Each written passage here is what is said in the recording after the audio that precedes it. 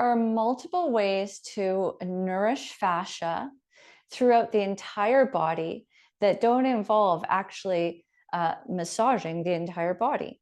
One of the quickest and easiest kind of access points for releasing fascia and nourishing fascia throughout the entire body is simply by foot rolling. I used to always underestimate the value of foot rolling, and now I completely understand, and it is my go-to. If I can only do one thing, it will be the foot rolling.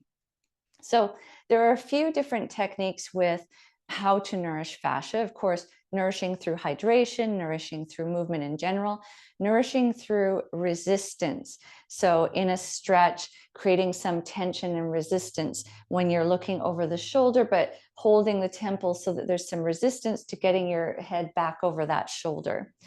Other ways, when it comes to the foot rolling or myofascial release in particular, you can pin and twist.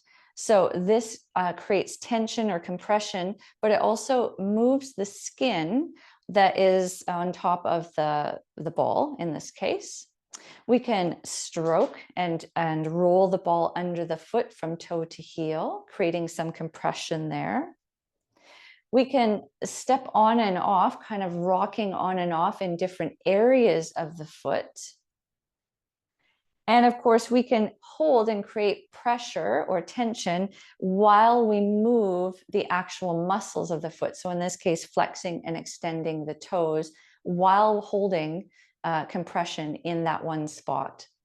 So these are just a few ways to explore the wonderful feeling of rolling your feet, explore proprioception and sensation in the body, and of course, explore hydration in the fascial system. Have fun with it and enjoy.